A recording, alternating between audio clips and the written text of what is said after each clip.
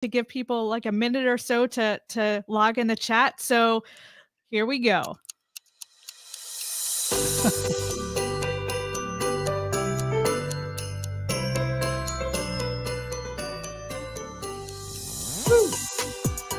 Okay, that's my fun. Oh yeah, I see. The street version.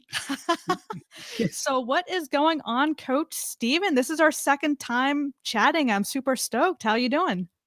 I'm doing good. I'm loving your background. I think the effort you've put into this is amazing. It's very, very Christmassy. I feel like I've let the team down, but yeah, it's been good. Interesting in the world of carnivore. What takes off? What becomes viral? I interviewed Rachel Ashby, Carnivore Fitness, a few weeks ago, and she's I've never just gone heard of viral. her. Well, there's somebody you might do now because Oh. she's in the UK and she did a little bit on another podcast, and that's had 4 million views on sort of Instagram Reels and TikTok and all that sort of stuff. So, yeah, Wow. that was interesting to see somebody that I really like and who started at MeatRx about the same time as I started. To get that sort of viral response was good. Obviously spoke to Bart Kay in the week, which is I always a saw that you pleasure. did a premiere. I think that aired yesterday on his channel. Good. Yeah. So it's busy. It's busy trying to make some content, getting more lives out there. I did one with Robert Sykes last night with the Keto Savage, who became so lean. I mean, it's such a good video to see. Was that I'm the doing premiere yesterday? Yeah, it was and I'm cutting it into two, so it's for beginners who are interested in working out, and then more intermediate and advanced. But on his DEXA scan, it got down to 3%, 3.4% body fat.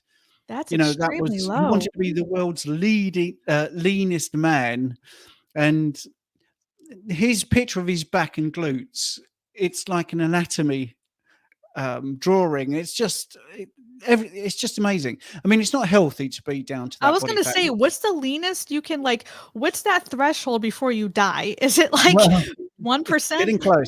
Yeah, it's getting really close. Well, we talked about it. I mean, aesthetically, it's amazing, and I know it gets a lot of traction because being the world's leanest man without losing muscle mass. You see, that's the other thing. You can be lean and malnourished, and that's not That's particularly a good thing, is insane. it? But so yeah, the week's been really interesting. Really interesting. Interesting. That's What's an your week interesting been like word. then? Yeah, you had 2 premieres yesterday, I think, and then Bart K. You were a busy man yesterday. Yeah, just trying to spread the word. I interviewed someone called Roxana, who's a health coach, and she works sort of mediating with Ken Berry, and basically that's the mantra: spread the word. And I just thought, I've got to do it as well. Yeah, that's awesome. Grab my decaf coffee. Hang on. Okay. Well, while he's grabbing his coffee, what's up, Rick? Rick's in the house. We got Nurse Nancy. Woo! Hi. I'm just gonna call you V because I always butcher your name. I am so bad with words. So V's in the house. What's up? Vitaligus, I think that is. Oh, Jonathan is premiering a video right now. Yeah, he usually premieres around this time, which is fine. But we are going to chat today. Coach Steve and I have similar stories that led us to this way of eating. While our diets look different, our path to get here is somewhat similar. So I kind of wanted to dive into that a bit and get to know Coach Steven, his background, his story, and essentially what led him to carnivore and how he works with clients. So to kick things off, why don't we just do a little introduction for folks who may not know who you are? Hi, I'm Coach Steven. I have a honours degree in physiology and health sciences. I'm also an advanced personal trainer, training an Olympic athlete. A few years back, I was a type 1 diabetic because I'm also a specialist practitioner in obesity and diabetes. So that was partly why I wanted to do the qualification. I went low carb in my 50s when I turned 50. I'm 59 now. And up until then, I thought high carb was the way to go. I totally believed in it. I did a bodybuilding show, semi-professional soccer player. I won a tennis singles tournament, pretty sporty. And then as I got older, and I couldn't compete because I was getting older, which I now see is a bit of a myth, by the way. I started to get fatter, and I was running 3 times a week. I was a personal trainer. I was running 10 miles 3 times a week. I was in the gym, and I was getting fatter. I was also getting lower left quadrant pain, so I had to have a colonoscopy, which was a bit worrying because both my parents died when I was young. They were following sort of no red meat, no fat, bran flakes in the mornings, skim milk, which I also thought was healthy. Obviously, I'm very disappointed that I didn't know then what I know now. My mother died of colon cancer without eating red meat, without eating saturated fat. She really did have like bran flakes every single morning, tons of fiber. And yeah, there'll be people out there going, well, she did it wrong. Yeah, thanks. That's a really nice sentiment. But she didn't. She tried to live it properly.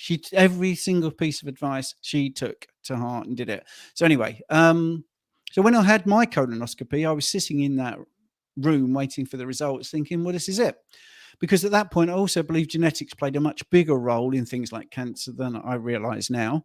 And I lived until I got to my 50th birthday in the fear that because both of my parents had died of cancer, and I'd also lost a girlfriend in my 20s to breast cancer. I'm not being glib about it. I really, really suffered from seeing people die with cancer. But anyway, I was convinced it was all genetic. I know now that nutrition plays a huge part in keeping cancer at bay, but don't want to get too much into that because the diabetes and the obesity was the big thing. So I thought, what can I do? I mean, I am trying to help people be healthy, and I'm not exactly the greatest example in the world. I had little niggly things, I had a big rash here, athlete's foot, constant joint aches and everything. So I went back and looked at my studies, and then when I was doing a course and we were talking about medications, they were saying about dosing insulin in relation to carbohydrates, and it was just like a light bulb moment. I just said, oh, what I basically said is, well, look, if the carbohydrate intake is raising your insulin, why are we treating this with more insulin when we could reduce the carbohydrate? Total sense. And that was it. And I tried low carb, went online, which sadly, you see now, if this was now that I was talking about this needing to find things, I wouldn't find it because of YouTube's sort of algorithm and all this stupid stuff about everyone has to follow WHO guidelines. I'd never have found low carb. I'd never have trusted keto because all I would find is people telling me how bad it is when in fact it's brilliant. Yeah. So anyway, luckily I did this 10 years ago. So I found people like Eric Berg. Yep, love him or hate him. He helped me to make those sort of transitional steps to low carb. Weight came off, lower left quadrant pain went, sun sensitivity in my eyes went. Everything got better, absolutely everything. So that was low carb. And then the journey was watching people like Ken Berry. I'd never heard of Sean Baker at this point. So Ken Berry was keto at that point and telling people to shut up and eat your greens, eat your greens. So that was okay. So I tried keto and I did eat my greens, and that was good. And we sort of, I don't know Ken. I've spoken to him a couple of times with messages. That's it. Or I've spoken once online with him, but and it was like a parallel thing because I was discovering carnivore as he was discovering carnivore, and it just. I got to 55 and I just thought, actually, this is it for me. I think this is going to work. I did a 30-day challenge, and that was 4.5 years ago. So I've not looked back. But of course, it's really hard because I still get people referred to me with diabetes, still get obese people referred to me who not necessarily have seen me online or know what I'm about. So that's quite difficult. But the people that have seen me on YouTube, people that book me for coaching or for personal training, they're pretty on board already with the nutrition because they've seen the success stories or they've done a little bit themselves and they've seen the weight loss or something reverse. But the things I reversed were incredible. So the skin rash, that's gone. I mean, it was quite bad. It was like someone had got a strawberry and smacked it on my forehead. My athlete's foot, I tried every single thing to get rid of athlete's foot. And I was, the acids and duct tape and powders and trainers and, burning your trainers after every time you use them and all this sort of stuff. None of that worked. As soon as I went, to be honest, when I went keto, there was a huge improvement. When I went carnivore, it was one of those things, the absence of an illness you don't notice, because you only notice it when it's flaring up or bleeding or looking horrible or scratchy or itchy. Yeah. And then I suddenly realized, wow, that's gone. A couple of weird things, like I say, vision improved. I wear hearing aids and I lip read a little bit. And one thing I thought was really interesting was my audiologist didn't believe that my hearing improved. I went deaf about 23, 24, around the time I lost my parents. And my doctor at that point said, and it might be one of the few times I agreed with a doctor, maybe you just don't want to hear anymore, because I was getting lots and lots of bad news. Like I say, girlfriend went as well soon after, which was quite tragic, because she was a nurse on the ICU that was looking after my mum. And that's how we met. So to lose her after losing my mum and my dad, it was bad. So maybe that's true. Maybe that's why I started to lose my hearing. But anyway, long story short, the audiologist had measured my hearing for many, many years. Same machine, same venue, going down, going down, going down. And then once I got onto keto, it started to just spike up a little bit. You get these graphs showing you what you can hear, and it's getting worse and worse and worse. And there was this little tick up, and he said, well, I've never seen this. What's happened? I said, well, you won't believe it. I now only eat meat, pretty much, or animal products. And he says, you're right, I don't believe it. I said, well, that's it. I'm actually so boring. This is the only thing that's changed. And I can hear better. And there was, there's quantifiable empirical data, because I have an app on my phone that puts the volume up to where is comfortable for me. And it was always sort of way up to the right on the screen. Well, now it's halfway. So I What's know. that app? Sorry? What's the What's app the on app? your? Yeah. Well, it's connected to my hearing aids. I haven't got the phone. Okay. I was like, what is this special app you talk about? Yeah, I'm operated by an app. But yes, so that was amazing. And I'm noticing quite a few people in the chat. Phil S got there, and Rick, obviously, and we've seen Nancy and Jonathan. Yep. Wow, you have a good following here, don't you? Yeah, we have about 30 people watching. We got Sandra, Phil, Jonathan. Santa? Did you say Santa? No, 30. Santa's not here. Is Oh, Santa right. here? I was gonna say, Jonathan, thank you so much. Oh my gosh, Sandra, 2:13 a.m. here, woke up with a nightmare and quacking and quacking, quack, quack, and a quacking headache. Dang, Sandra. Well, thanks for spending your 2 o'clock in the morning with me and Steven.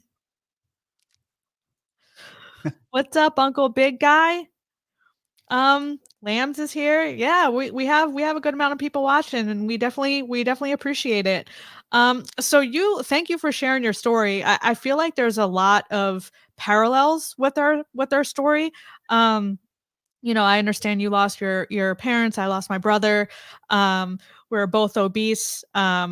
I have VA disability from the Air Force. I have tinnitus, and it's funny. And the reason I mentioned the app is because I have tinnitus. And if anyone has experienced tinnitus, it's been said to be irreversible. But tinnitus, yes, it's ringing in the ears, but for some people, like myself included, sometimes it will get so loud that it actually is painful. It's quite painful.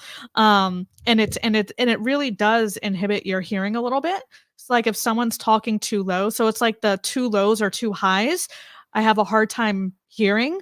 Like I can hear, but it's just I have a harder time. I have to really pay attention. But I did hear from Dr. Boz.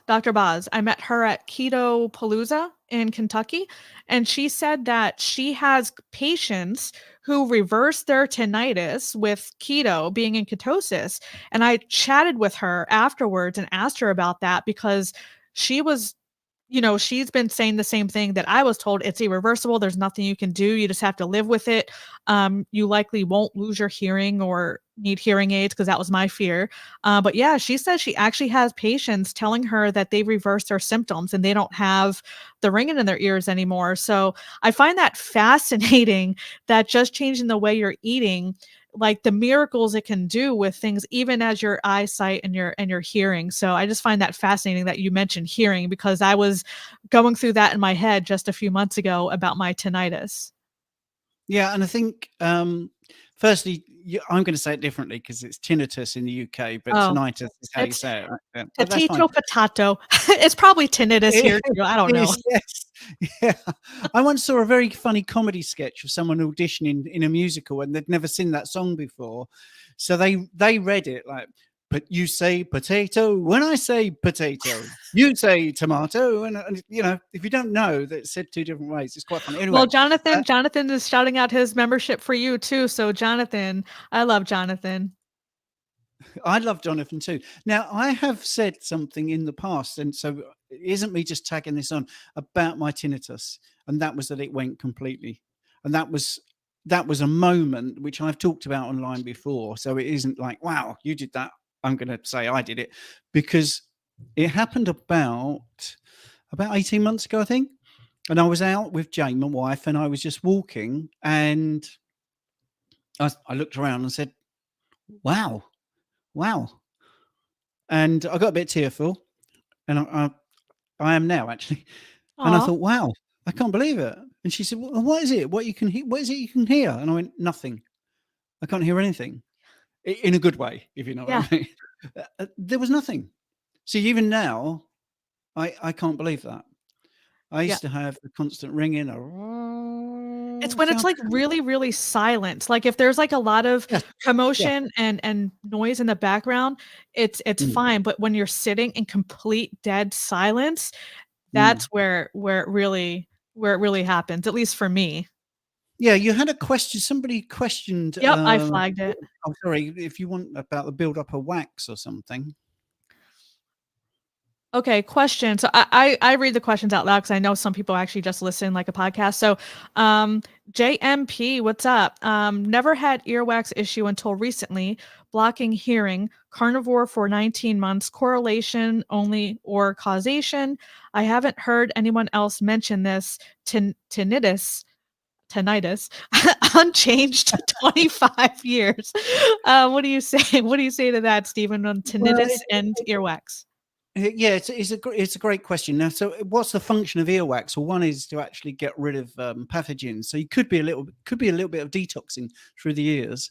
The hottest part of the body actually is in the eardrum.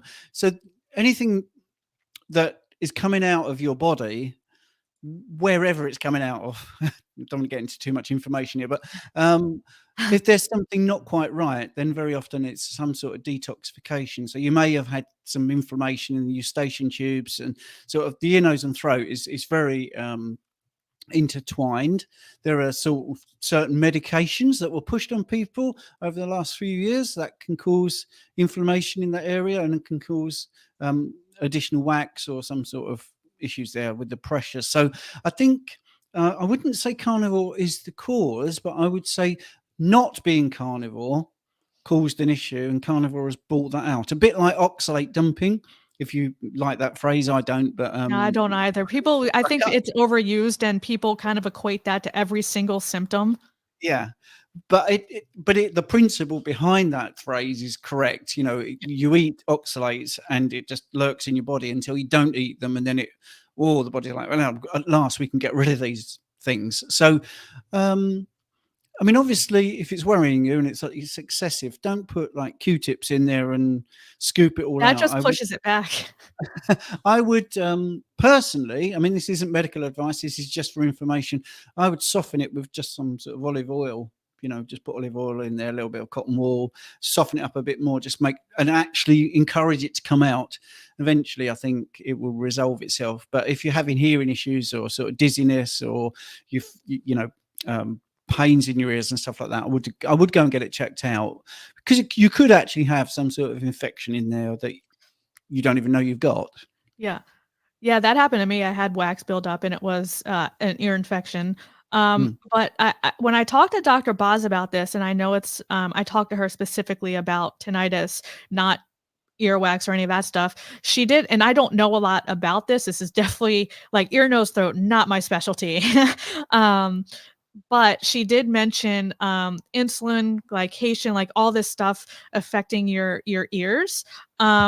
So yeah, so kind of like what Coach Steven said.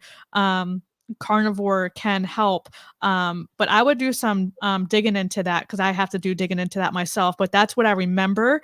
Um, the phrase or a couple bits and pieces that Dr. Boz mentioned on why keto is likely helping her patients is because of all those issues with your ear, the wax buildup, the tinnitus, all those things have to do with glycation of some sort. And like I said, I'm not smart on this, but I do remember her saying that.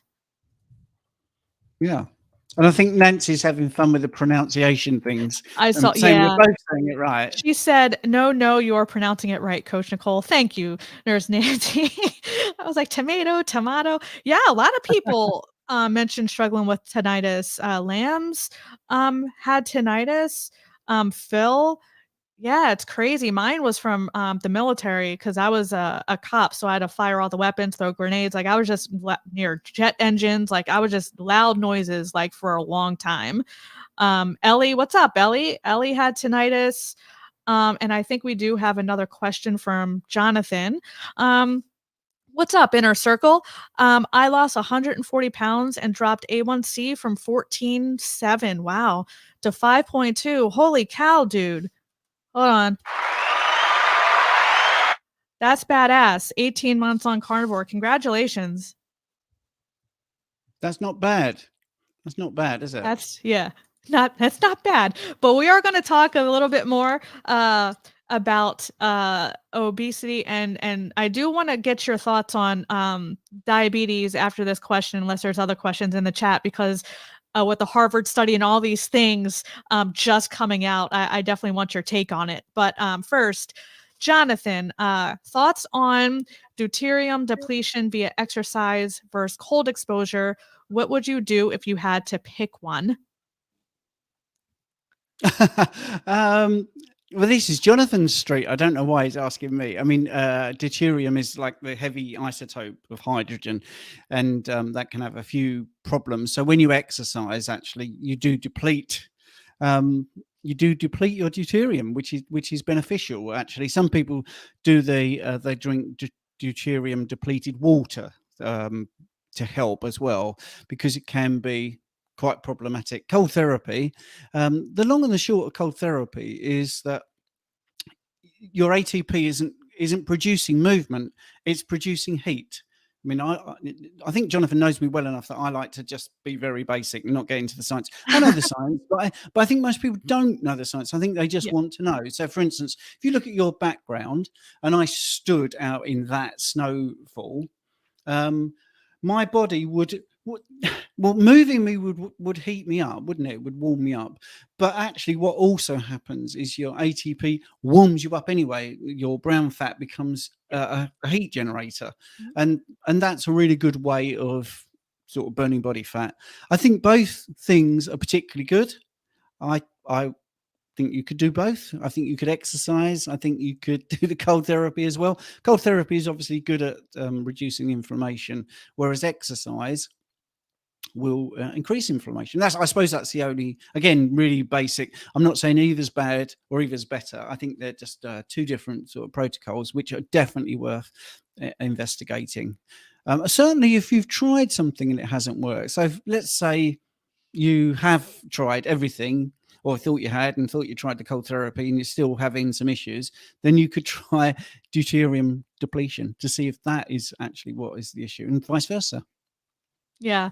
I like that you said exercise causes inflammation because not a lot of people realize that. It does raise it is a stress on the body. It does raise your cortisol and all these things because of that physiological response. It does cause inflammation and all that. So if you're exercising intensely, um, like every single day, which a lot of people do to make those gains, you are taxing your body, and that can be getting in the way of actually getting your gains. So you need to make sure you have a good balance of exercise and recovery because of that. JMP Home appreciates your answer. He says, advanced detox, aka like oxalate dumping, sounds reasonable. So he'll monitor it. So yeah, so awesome. Keep us posted. We do have a bunch of other questions. Michelle says, she had bursitis, and ever since I started this CD, it's gone away. But if I have cheat days, it comes back. Yes, I have arthritis, bursitis, and tendonitis in my one knee, my multiple surgery knee. And yeah, I notice if I have a higher carb day, like not on purpose, if I'm just not paying attention, I do notice the inflammation in my knee goes up. It's definitely noticeable. And when I decrease and all that, it goes down. But Coach Steven has a model for us. Yeah. So I mean, whenever you've got a joint, this is the knee, this is your thigh, there's your patella, and your ligaments here. So when you bend or move a joint like this, there are things to protect everything. And just for people that don't know what bursitis actually is or what a bursa is, it's little pockets of fluid, which is not on this model, by the way, but they're everywhere. So if you get any inflammation, one of the things is that you get extra fluid in those bursas. So you get bursitis, which is an inflammation of that, which it can be the quality of the fluid that's going in there as well. So synovial fluid of the knee and the bursa fluid can definitely be improved with better nutrition. Yeah, 100%. I think there's like a bursa, because mine's the front of my knee. I think there's one like on the front of your knee, and then on the sides. It's like, yeah, like he said, it's everywhere. But mine's the one like at the front of the very front. Yeah. The front of your knee. I mean, these Yep. models, by the way, if they're good models, they actually come from real bones, and these all do. So this person's knee had a beauty. So this is how children draw a bone, isn't it? It's sort of like a big knobbly bit, and then a shaft, and then a big knobbly bit. Well, the thigh bone, which is connected to the hip bone, has this groove in it. This is a real thing. It's not for the model's sake. And the kneecap, which is in the patella tendon, which is also a muscle, so basically it tracks in that groove. That's the whole point of this. So when you put your knee on the ground like that, there's protection to the end of the bone, which has got this lovely cartilage, which is beautiful and frictionless. It's beautiful, like the white bit on chicken.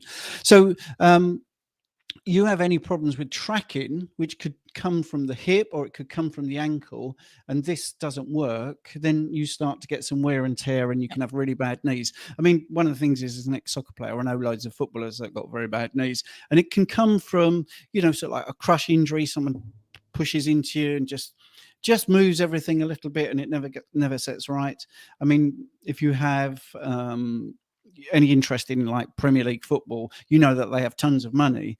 So even with tons of money, if you have a knee injury, that footballer could be out for 9 months sometimes, because it just takes forever to reset it and get everything back where it should be. So yeah, good question about that. Sorry, I went off the topic No, there. thanks for the model. Hey, give. He had a model of a knee. Come on, he knew we were going to talk about knees. Got loads. I've got this bunch of fat here weighs the same as this muscle. Look at this. So when people say, "Oh, I've only lost a pound," it's really bad. But my pants are much looser, or my blouse fits better. I don't say that. I wear shirts. But anyway, you could say, well, maybe you've lost muscle, and you've lost fat, and you've gained some muscle. So you weigh the same or just slightly less, but actually you look better. And that's the thing, because that really does happen. People get on the scales and they weigh the same, for instance, and they don't understand it because their body composition is so much better. And it's basically you're replacing the fat. The fat's burning off. They don't become, fat doesn't become muscle. You lose the fat, and you gain some muscle because you're now feeding Yeah. it properly. And muscle does not weigh more fat, it's just or weigh more than fat, it's just more dense, and I actually have a video coming out, Yeah. I think next week, and it's called "The Scale is Bullshit." So that's gonna that's gonna be coming out next week because I had a similar conversation with a client recently. Um, Jonathan says, "I'm impressed with Nicole's recent YouTube videos, something has changed. Looks like she is trying to be an influencer like Coach Steven, perhaps." I am definitely trying to be an influencer like you and Coach Steven. That's my aspirations in life. Well, I like these sound effects that you're putting. I think that's really cool. You know, like the cheering. My my, goji berry sound effect. Holy moly. Brilliant. Uncle Big Eye has a question going back to the earwax. My earwax has been more on the liquid side. What would be causing it? Now keep in mind, folks, that this isn't either of our area of expertise. So I definitely can't answer any of these questions. So Coach Stephen will do his best to answer these questions. But what do you say on that, if anything? Well, it could actually be some really strange things, like a little bit more heat in the area, which just makes it more liquid. If you're sweating, if you're doing a job, the uptake of fluid into the earwax would be there. Increased humidity in the atmosphere. So there's lots of things. None of it's particularly sinister. It's just probably more environmental. It's doubtful it's anything to do with sort of hygiene or other things going on. Yeah. Ellie says, last weigh in, I only lost 1.5 pounds in 2 months, but lost 4 inches. There you go. Proof. Absolutely. Yeah, it's Um, brilliant. That's great. So, question from Rose. Any suggestions on what to do with carnivore children who are just not wanting to eat their meat lately? They want sauces and condiments. Not sure if this is a slippery slope. What do you have Oh, to sorry, say is that on for that? me? That's for me, right? That's for both Well, of us. Yeah. yeah. What's your take? Because I haven't got children. I don't have children either. I have a husband. So I have an adult child. Ellie, I know she has children, and she's in the chat. It's Nourishment Redacted. She does a lot of mother and family content, and both of her kids are carnivore. So maybe Ellie can chime in the chat as well. But You I could use mean, like a sauce from the juices. You could use like a creamy sauce. That would be quite nice. I think if you want sauces, what they're trying to do is sort of recreate what other people have. You can make a gravy. You could you can use salt, obviously, as a condiment. That's pretty nice. I don't think it's that much of a slippery slope. If they're still eating the meat, but they're just saying they want a condiment or they want a sauce, that's what just I was gonna say. Yeah, just like a gravy or something, I think. I think like the reason I like collaborating and chatting with people like Coach Steven and Jonathan and others are because they are zero carb. I am not zero carb. I'm more in the keto realm and keto low carb, whatever you want to call it. So I don't have a problem. I personally don't see a problem with if they wanna have some carbs, just like Coach Steven says, unless as long as they're animal based and they're eating their meat and they're predominantly eating animal food to get their nutrition in. If they want condiments with it, it's not a slippery slope. I think when it comes to disordered eating, food problems, or whatever, if that's what the concern is, I don't think the sauces, at least in my experience and the clients I've worked with, it hasn't necessarily been the condiments and the sauces. It's been everything else, like the ultra processed foods and that sort of stuff. So I'm not sure what you mean by slippery slope, but I don't believe that everyone needs to be zero carb. I don't believe that if your children don't want to be zero carb, I think that's okay as long as they're predominantly eating meat for their nutrition. And if they want sauces and condiments and whatever here and there, I personally don't think that's a slippery slope. I think that's healthy and that is going to only improve their relationship with food because if they want those things and you deprive them of those things, that in my opinion is more of a slippery slope because that can be like if they're deprived so long and they want those things long enough and they feel like they can't have it. Now they're going to want all of the things. And for me, that's more of a slippery slope. But that's just my opinion as someone without kids, but that's my take on diet in general. Do you have anything Yeah. to add to that? Yeah, I think, and also get them involved in the prep. I don't know what their ages are. You see, as children get older, I would get them involved. I would sort of get them to weigh it, and once they've weighed it a few times, like guess how much this weighs. What do you reckon? And if there's two of them, have a little game. Who can get the closest? No big deal. Not money or anything. You just, I don't know, a couple of little stickers, and I think just get them involved Yeah. in the preparation of food, and how you obviously not carve it, but how you slice it up and how you plate it, all those sort of things. Why you cook it at a certain temperature, what you cook it in, just loads of things really that you could do to get them a little bit more part of the process, I think. Yeah. No, that's a good point. Ellie has a question. My 3-year-old has been telling me she has some pain in her shin. Could that possibly be an electrolyte issue? She's carnivore for 5 months. What do you say about that?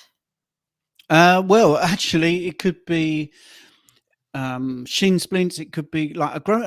I know it's an old-fashioned phrase, but growing pains. You see, muscle and bone can grow at different rates, and then and the shin is the area that shows up the most. Certainly in boys, but it can happen in girls as well.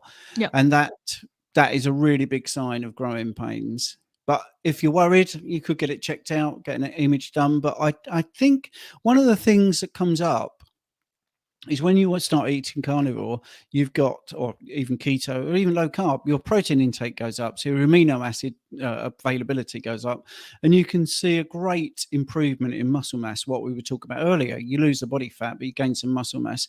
So if you're very young, when you're still developing, bone develops in a different way to muscle. So you could be finding that you're just getting growing pains. There is, I could get into more science, but I don't really want to. I mean, bone sort of grows in a sort of like a disc thing. Anyway, Yeah. but that could be it. That's what I would think is possibly going on. Yeah, with the electrolyte thing, you're talking more like the cramps of Charlie horses, like muscular, Yeah. not necessarily bone, at least in my experience and what I've read and heard. I've never heard of it being in bone.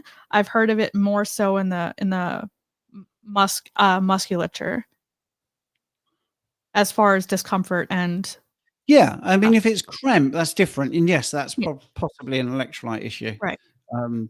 Where magnesium normally is one of the things that sorts that out. Yep. And salt just in general. Mm. There's a couple comments on the kid thing, and then I wanna ask your thoughts on something about diabetes. Phil says he has children. Thank goodness people have children in the chat and can answer this question. I give them as much good meat, steak, ground beef, etc. as I can. They still eat other foods and carbs. You just have to educate and mostly animal based. Yes, 100%. Um, and then Ellie, I would need to know about what kinds of sauces.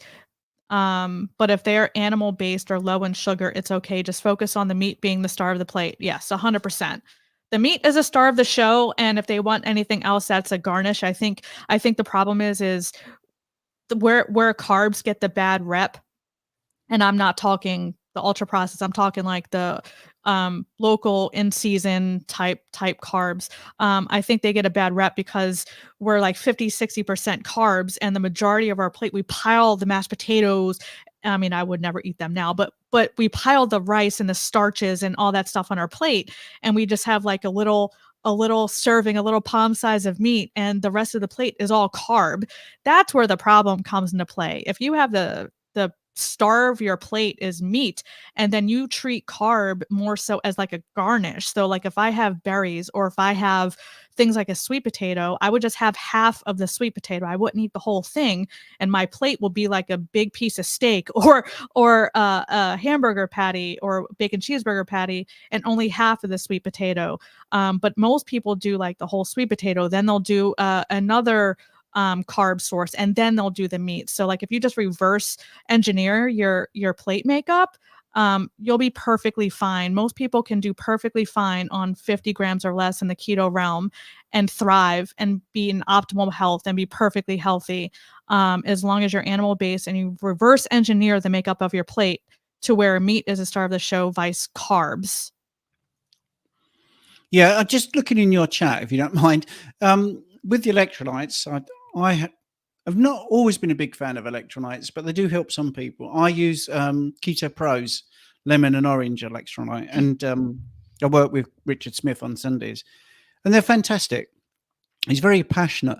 One of the things, he's got this thing, astaxanthin in it, Yeah. and it's an antioxidant, which is amazingly powerful. So I think it would be something that some of the people in the chat would should really look up. I know I'm not on commission. It's just something that, if you're going to go for electrolytes, certainly if you're in the UK, the Keto Pro is really good. Yeah. So Jonathan does have a couple questions, and he has a question about exactly what I want to talk about. But before we get to that, Nurse Nancy said, if you recently had a knee replacement, don't fast unless you need to have fat and protein for healing. Yes, I didn't have a replacement. I was so close on needing a partial. Like they almost had to give me a new kneecap, but they were able to save it. But I had major reconstructive, like broke my tibia bone, moved my leg over, spun my knee. I have hardware everywhere. But yeah, I obviously was still on my high carb diet back then, and my recovery was so long it did not help.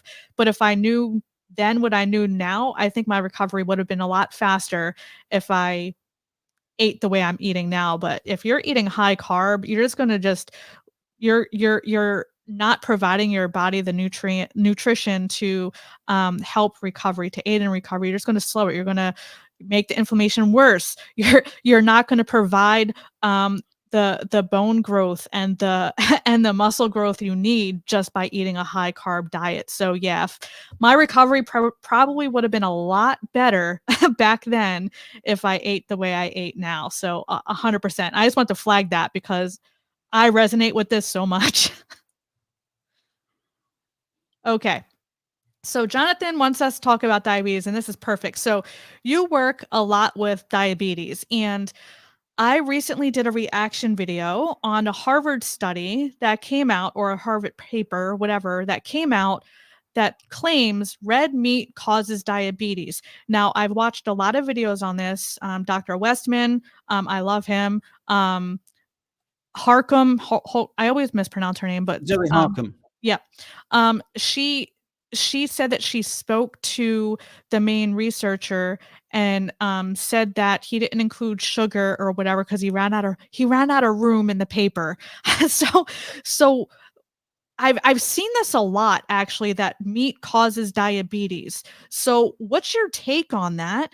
And if you had a chance to, I guess, refute those claims, what would you say to them and the people who are maybe listening and concerned with all the meat they're eating, that holy cow, am I going to get diabetes? Like what are your thoughts on that? Well, the first thing I'd have to do is contact about 250 people and say, you got off your diabetic meds. I don't know how you did it because you're eating red meat. So I'm completely flummoxed. So the thing is, if there's a huge group of people, and I'm not a very big influencer in this market. I'm in the UK. It's just me. I've had over at least 500 clients. I know that from 500 reviews, so probably quite a considerably greater amount. And everybody that I know that has come to me that has reversed their diabetes eats red meat. Period. That's it. Simple as that. And they reduce the carbohydrates. So let's go back to what I said at the beginning of the show, right? When I was being educated about medication, right? We need to increase the insulin if this person is ingesting X amount of carbohydrate. And if they increase that amount of carbohydrate, they need to increase their insulin. Now, never did someone say, if they start eating red meat, woohoo, then now this is a big problem. We've got to really inject them with tons of insulin because it doesn't happen. All right. So what is diabetes? Well, firstly, diabetes is a name we've given something, but it's basically the lack of the body's ability to be able to control the blood glucose to a level that is acceptable to the body. So you have this sort of great range of, roughly speaking, 1 teaspoon of sugar in 5 liters of blood. That's really rough, but that's roughly it. Now, if you look at the biochemistry of the brain, it needs about a teaspoon of sugar every hour. And so this is where we get you need sugar for your brain, but that can come from your liver via gluconeogenesis. You don't have to eat carbohydrate. We can make it, which is why carbohydrate is not essential. So it might sound like I'm going off the subject, and that's because I am. Because whenever you talk about diabetes, it's impossible to see a mechanism where red meat is causing a problem. Absolutely impossible, because amino acids do not get involved in the progression of type 2 diabetes. Type 1 diabetes is nothing to do with red meat. That's to do with insulin production. And there's another big clue. If you're type 1 diabetic, you can't make insulin and you have all sorts of problems. You can't put on weight. You literally waste away. Before 1922, if we go back to that time, if you had type 1 diabetes, which they didn't know there was type 1, type 2, you would have died. You could eat 10,000 calories a day and you'd still be stick thin because you just waste away, urinate, and you wouldn't be able to retain any energy whatsoever.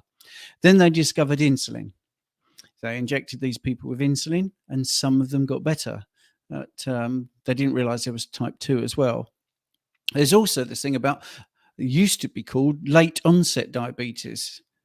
And that's because it was only really seen in people as they got old. So what would that also imply? Well, that would imply that it's something to do with diet. Okay, so let's have a look at that. So does that mean that red meat consumption has gone up or gone down in the last 30 years? Now, I'm just trying to press different buttons for people, because whichever way you look at it, it's really difficult to see in the real world whether this is true. So you've got an increase in diabetes, but a decrease in the consumption of red meat, but you've got an increase in the consumption of carbohydrates. All right, yeah, epidemiology. Okay, maybe that's rubbish. Maybe that doesn't prove anything. So what about real people? Real people everywhere. Dr. David Unwin, in his practice, reducing the carbohydrates gets people off diabetic medications. Well, if it was red meat, that wouldn't happen. Why is it reduction of carbohydrates?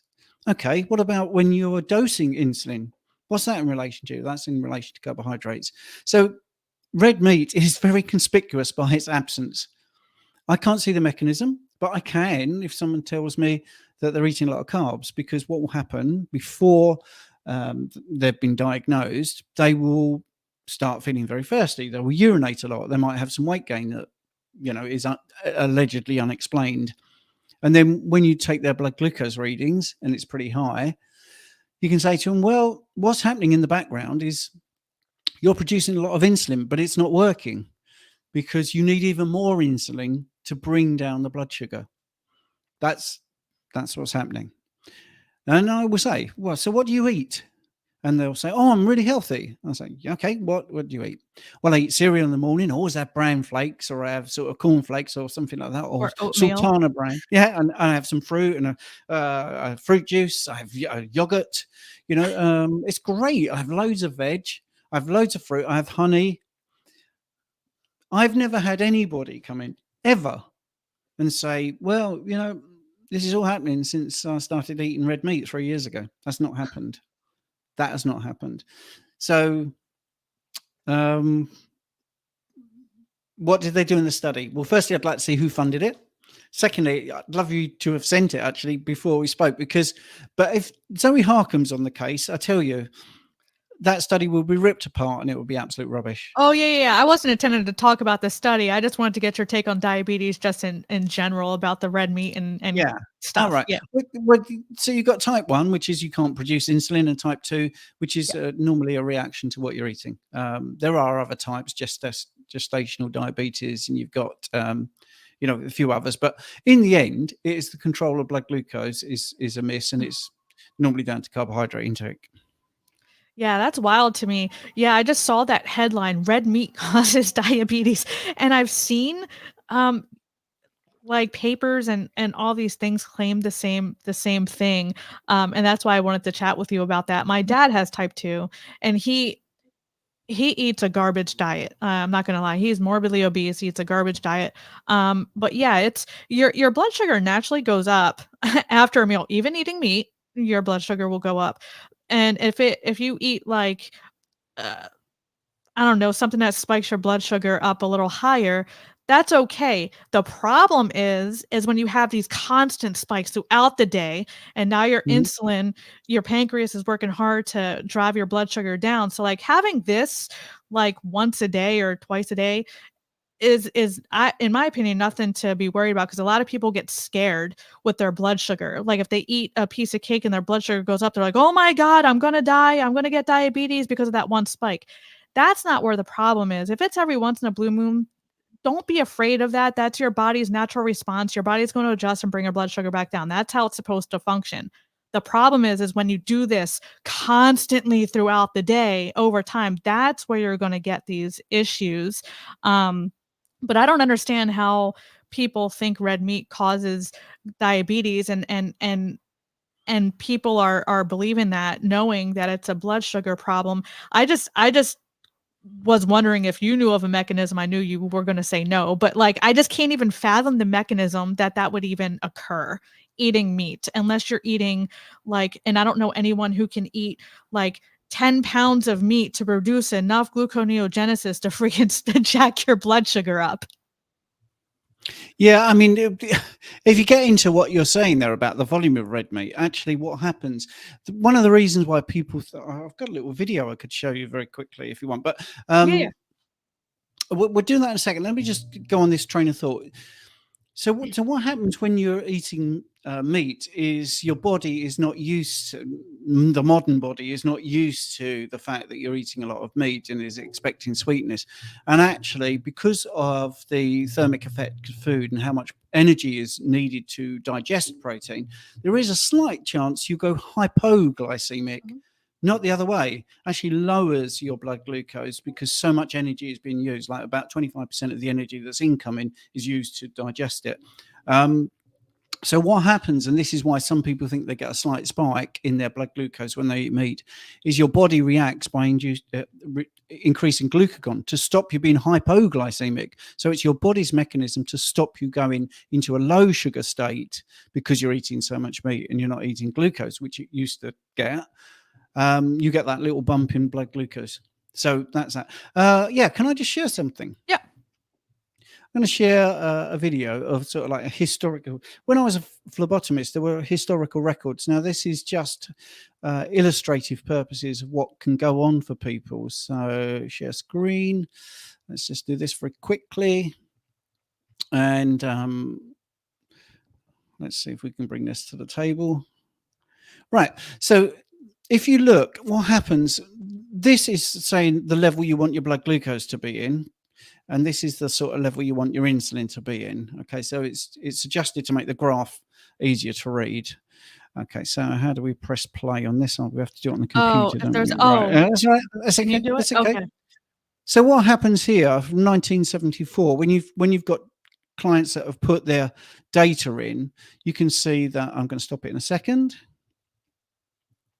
Right. So what's happened here is their blood glucose is okay, but what's going on in the background is they've required more and more insulin to make that blood glucose be okay.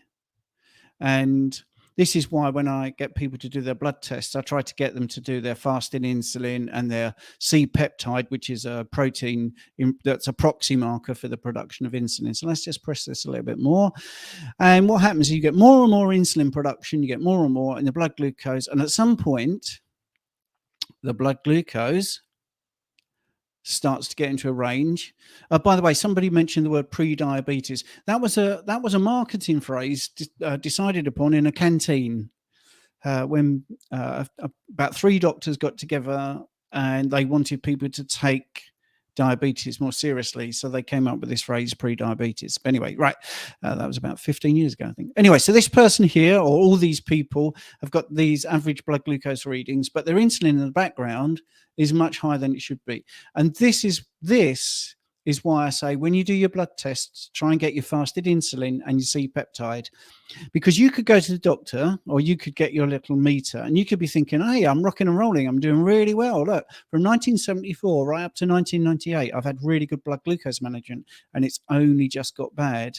But in the background, this problem has been lurking since 1978. when it started to be the production of insulin was ramped up, and then just to play this out for you, eventually you can't produce enough insulin and you get this tipping point and you become a type 2 diabetic. That's it. And then this is where you intervene and you start to medicate and you use other things, and eventually when it gets really bad, that's possibly when you start to use insulin. So that's that.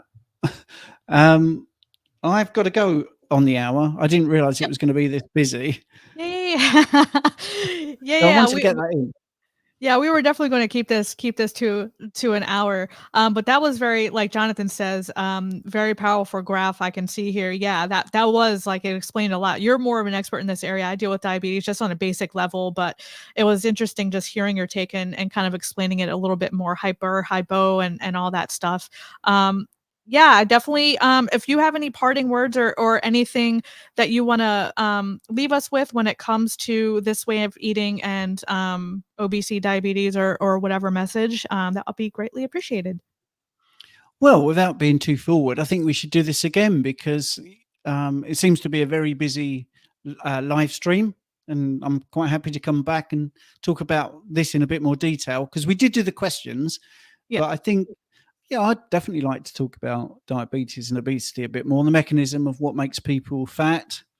You know, I think we should still be allowed to say that word.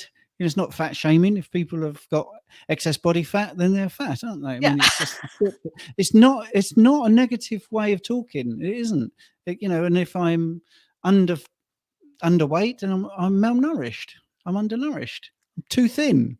You Yep. know, I think we should just be plain about this and just get people healthier and just straight talking. I don't think we should, sort of pussyfoot around it. We should just be just blunt and truthful with people, and honest, and just say, you really need to look at this. But I think with the bloods, that's what I would say. I'm currently writing a book actually about bloods from a perspective of low carb, keto, and carnivore. Interestingly, Sean Baker I don't think he even knew I was doing this. Talked Huh. about the blood urea nitrogen reading and how that is misleading for people if they eat more protein than the average person. And this is the thing. I do consultations for bloods. If people have got blood, send them to me. I'm qualified phlebotomist. I can tell you what's being tested, what a high level means, what a low level means, and the best way to reverse it. It's not doctor's advice. It's not a medical one-to-one. It's just telling you that's measuring, vitamin B12, and yours is fine. If it's high, this is why, and if it's low, this is why. So I have got to go. I do apologise for that. Yeah. Yeah, It's no been worries. brilliant, Yeah, though, well, hasn't it? Coach Steve and I would definitely schedule another collab probably sometime after the new year, and we'll dive more because I'm curious to learn too about more of the mechanistic causes of diabetes and obesity. But thank you all for hanging with us. Thank you all for your support. If you're we greatly appreciate if you're not subbed to either of us to drop us a thumbs up and sub if you like to see more of our content. Greatly appreciate it and really helps us grow. Other than that, have a happy and healthy day, everyone, and happy holidays. See ya.